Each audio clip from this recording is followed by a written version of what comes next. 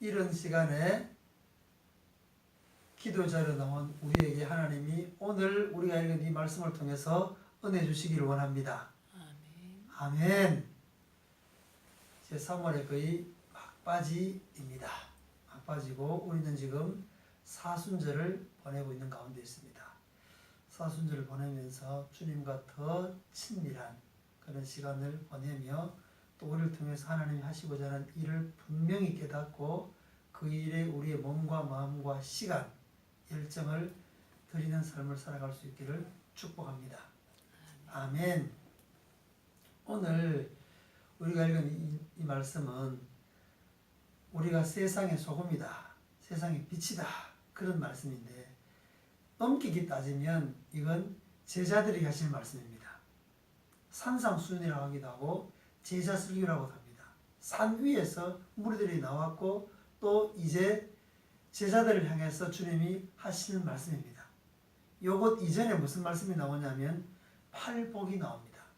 팔복 3절에서부터 쭉 진행되는데 심령이 가난한 자는 복이 있나니 천국이 그들의 것이며 천국은 이런 사람들의 것이다. 심령이 가난한 사람, 애통하는 자는 복이 있나니 그들이 위를 받을 것이며 이렇게 쭉 이렇게 말씀하시고 그리고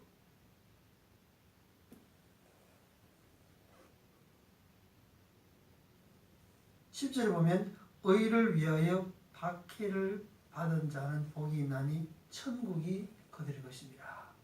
의를 위하여 박해를 받은 자는 복이 있나니 천국이 그들의 것입니다.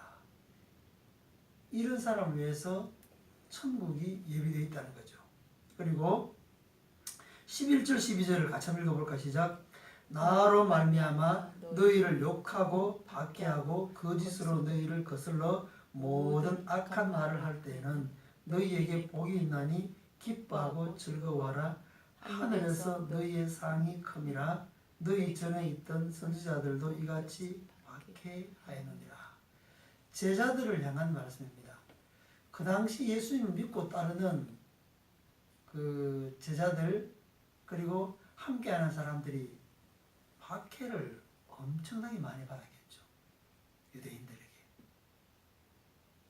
그 당시 유대 사회에서 유대인들의 그걸 따르지 아니하고 예수님의 가르침을 따르고 예수님의 제자였다.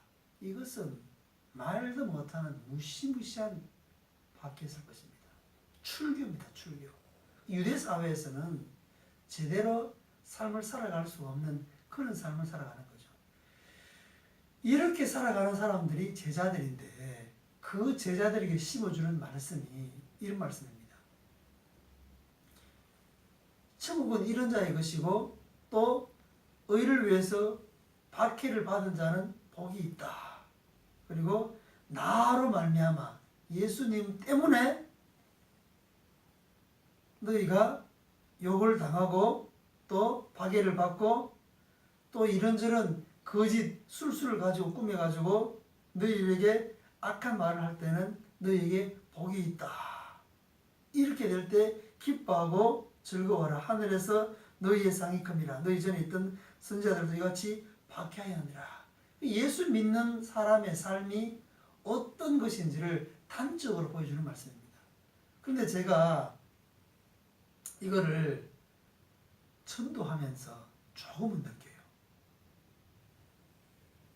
오늘날 전도 현장에서 복음을 전한다고 해가지고 그렇게 뭐 욕하고 박해하고 뭐 이렇게 술수를 다하고 이렇게까지는 하지 않습니다. 그런데 이 사람들이 우리가 강하게 하지 않는데도 그냥 뭐 주보를 나눠주고 물티슈를 전하는데도 거절을 해요. 이럴 때 마음이 어때요? 이럴 때 마음이 별로 안 좋아요. 낙심이 돼요. 그리고 우리가 꼭 이렇게까지 해야 돼 하는 생각을 합니다. 꼭 이렇게까지 해야 돼? 내가 뭐 이 사람들 때문에 이렇게까지 해야 돼 하는 생각을 하게 되는데 이거는 예수님 당시에 제자들이 현장에 나가서 했던 것과 비교하면은 그 강도가 그 제자들이 느끼는 강도가 100이었다 그러면 1도 채 안 돼요. 그런 가운데서 우리가 복음 현장에서 복음을 전하고 있다는 거죠. 그런데도 불구하고 이 일을 안 하려고 합니다. 그만큼 그 복음을 전하고자 하는 구령의 열정이 떨어진 거죠. 그리고 파라셀 전도하면서 세미나 가운데 들었던 그 외침 구호가 왜 아사상일까? 내가 이 말씀 읽으면서 확실히 알게 되었어. 깨닫게 되었어. 자, 보십시오. 12절. 박해하고 이런 현상이 있을 때 기뻐하고 즐거워하라. 하늘에서 너희의 상이 큼이라. 너희 전에 있던 선지자들도 이같이 박해하니라. 자, 이렇게 낙심이 되었을 때, 거부가 났을 때 뭐라 그랬죠? 아싸! 거부되었지만 이 일이 하나님 보시기에는 아름다운 일이고 귀한 일이고 이 복음을 전하는 사람에게는 상이 있다는 거죠. 이게 믿음이에요. 복음을 받아들이면 그 사람에게 상이 있는 것이고 받아들이지 않고 그냥 지나갔다면 그 상은 누구일 거라는 거예요. 복음 전하는 사람들의 것이라는 거죠. 이게 얼마나 귀해요. 자, 그래서 이 말씀이 이해되어야 13절, 14절, 15절, 16절이 연결됩니다. 너희는 어떤 존재냐? 세상의 소금과 같은 존재다.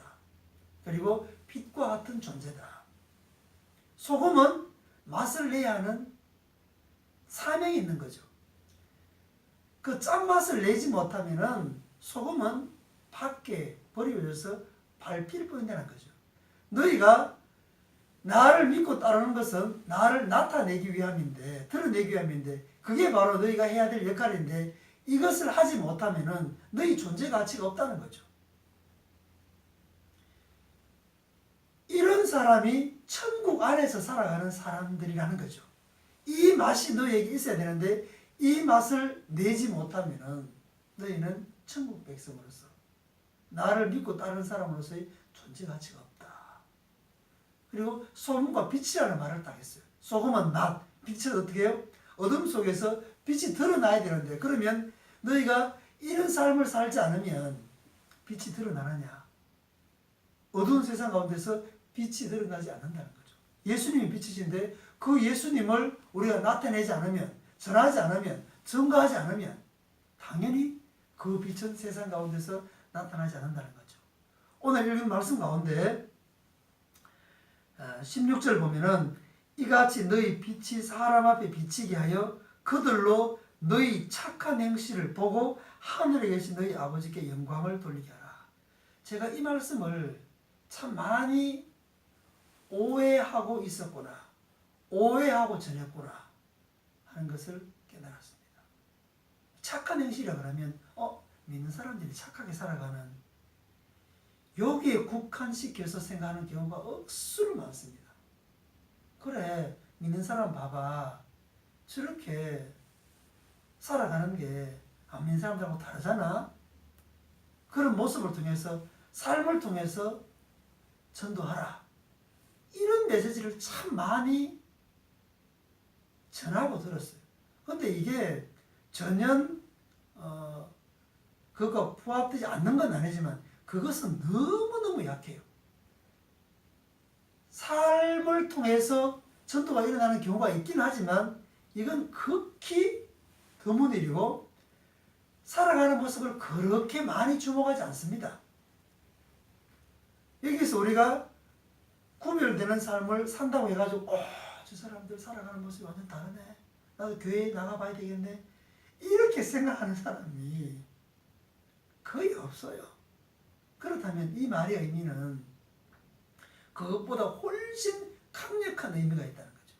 너희 착한 행실을 보고 살아가는 그 모습을 보고 영광을 돌리게 하는, 그것도 있지만 그것보다 더 강한 건 뭐냐면 살아가는 행실 그 속에서 빛을 드러내는 그 모습이 있냐는 거죠. 그 빛이 뭐냐는 거죠. 살아가는 그 모습 그 자체가 빛이냐? 빛이 잘 안 나타나는 거죠. 그러면은 이 빛을 나타내는 게 뭐냐? 예수님을 나타내는 가장 강한 빛의 모습이 뭘 같습니까? 전도입니다. 전도하게 될 때 우리는 예수님을 말하게 되고 또 직간접적으로 예수 믿으면 구원받습니다. 교회를 오십시오. 이렇게 되면 그 사람의 정체가 드러나는 거예요. 너희는 세상 가운데서 나를 드러나게 하고 나타내야 될 그런 빛의 사람이다. 너희가 가만히 있으면 세상에 살고 있는 사람들이 너희가 누군지 어떻게 아느냐. 너희를 통해서 빛이 드러나게 해야 되는데 그 빛을 너희가 드러내지 아니하고 그냥 교회 속에만 숨어 있으면, 그렇게 너희가 꽁꽁 갇혀서 살고 있으면 어떻게 내가 드러나겠느냐. 세상이 어둠이라고 하면 너희 빛을 세상 가운데 나타내라는 거죠. 그게 뭐냐? 전도라는 거죠. 이게 너희 착한 행실을 나타내라는 거죠. 그리고 그 모습을 보고 격한 발언은요, 욕하고 박해하고 때로는 거절하고 이런 사람도 있겠지만 그 가운데는요 또 받아들이고 주님께로 나오게 되는, 회개하고 돌아오는 사람도 있고, 또 이렇게 행하는 사람들에게 예수님이 뭘 주겠다는 거죠? 표적을 나타내 주겠다는 거죠. 나를 믿고 따르는 자에게는 표적이 따르겠다. 귀신을 쫓아내고 병든 자를 위해서 기도한 적 그 사람이 낫게 되고, 이런 표적, 그리고 이 일을 너희 생각과 지혜하지 말고 내 이름으로 해라. 그리고 성령의 권능으로, 믿음으로 해라는 거죠. 이렇게 될 때 너희 빛이 세상 가운데 나타나게 된다는 거죠. 제가 이 말씀을 읽는 가운데 빌립보서 1장 6절 말씀이 생각났습니다.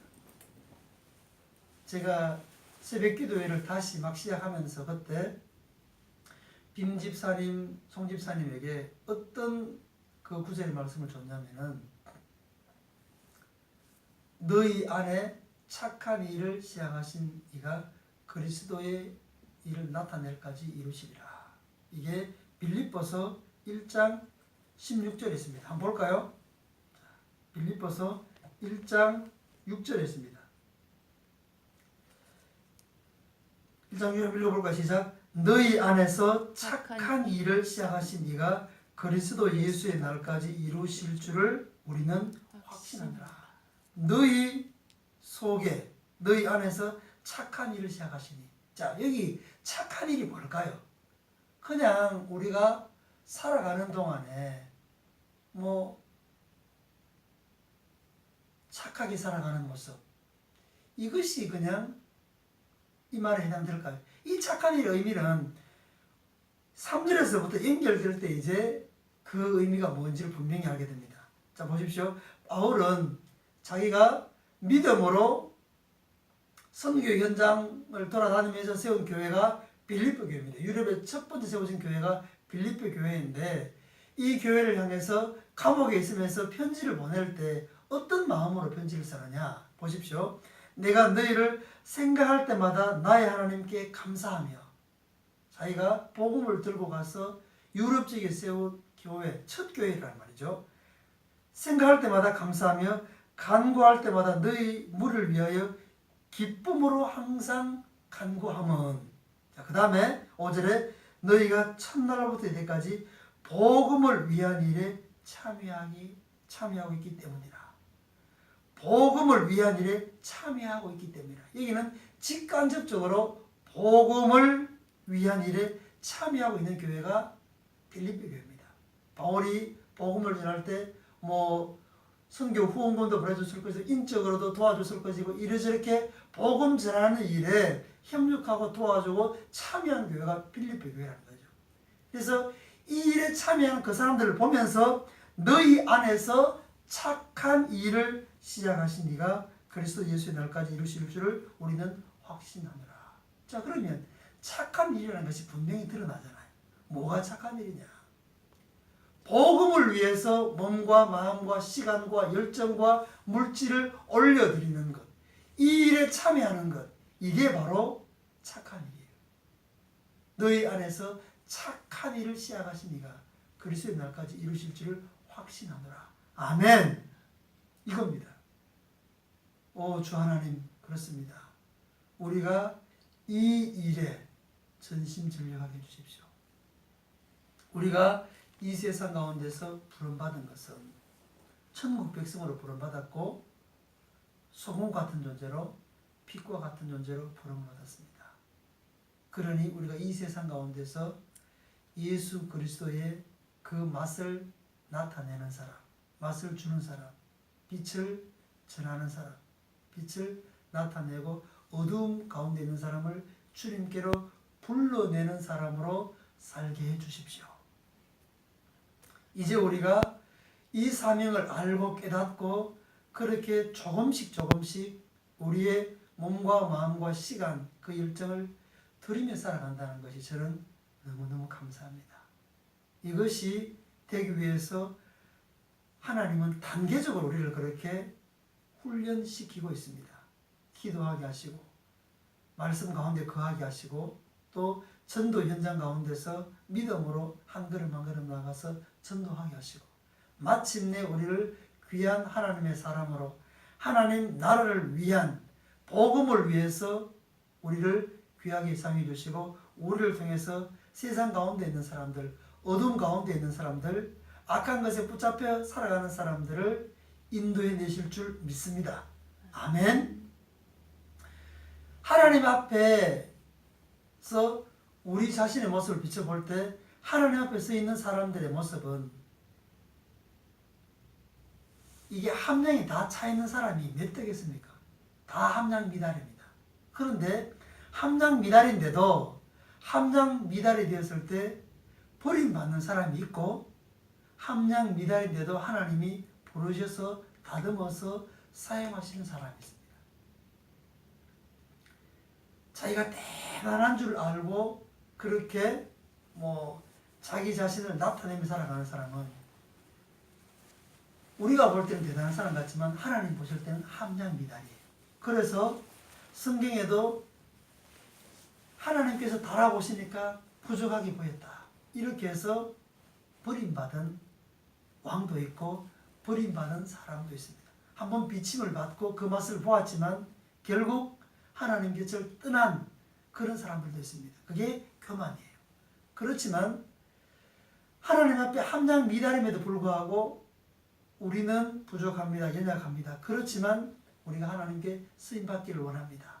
날마다 다듬어지기를 원하는 이러한 사람은 하나님께 귀하게 여기시고 또 이런 사람을 다듬으셔서 하나님의 사람으로 사용하시는 줄 믿습니다.